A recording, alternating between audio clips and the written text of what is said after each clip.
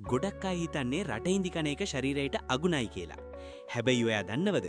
ඔයා රටඉඳි ගෙඩියක් කෑවම ඒක අන්න සෝත්‍රයේ දිගේ පහළට ගිහින් ඉතා ඉක්මනින් ආමාශයට ඇතුළු වෙනවා. ආමාශයේදී ආමාශයික අම්ලත් එක්ක ප්‍රතික්‍රියා කරලා මේවා ඉතා මෘදු ආහාර මිශ්‍රණයක් බවට පත් වෙනවා.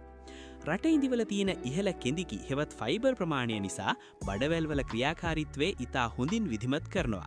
මේ නිසා මලබද්ධය වැනි අපහසුතා සම්පූර්ණයෙන්ම වළක්වන්න රටඉඳිවලට පුරුවන්. ඒ වගේම එහි තියෙන දියවෙන කෙඳිති නිසා රුධිරයේ තියෙන අහිතකර කොලෙස්ටරෝල් මට්ටම අඩු කරන්නත් ලොකු උදව්වක් වෙනවා.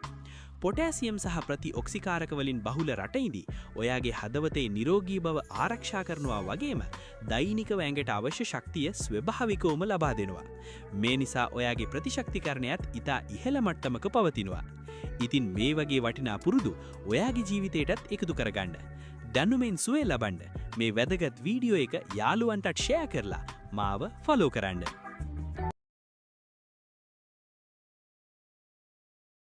ගොඩක් අය හිතන්නේ රටඉඳි කන එක ශරීරයට අගුණයි කියලා. හැබැයි ඔයා දන්නවද? ඔයා රටඉඳි ගෙඩියක් කෑවම ඒක අන්න සෝත්‍රයේ දිගේ පහළට ගිහින් ඉතා ඉක්මනින් ආමාශයට ඇතුළු වෙනවා. ආමාශයේදී ආමාශයික අම්ලත් එක්ක ප්‍රතික්‍රියා කරලා මේවා ඉතා මෘදු ආහාර මිශ්‍රණයක් බවට පත් වෙනවා.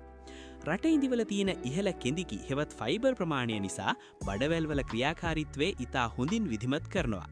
මේ නිසා මලබද්ධය වැනි අපහසුතා සම්පූර්ණයෙන්ම වළක්වන්න රටඉඳිවලට පුරුවන්.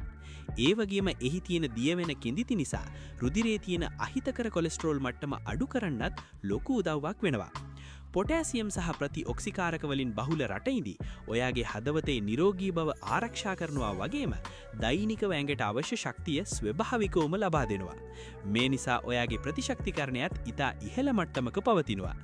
ඉතින් මේ වගේ වටිනා පුරුදු ඔයාගේ ජීවිතයටත් එකතු කරගන්න.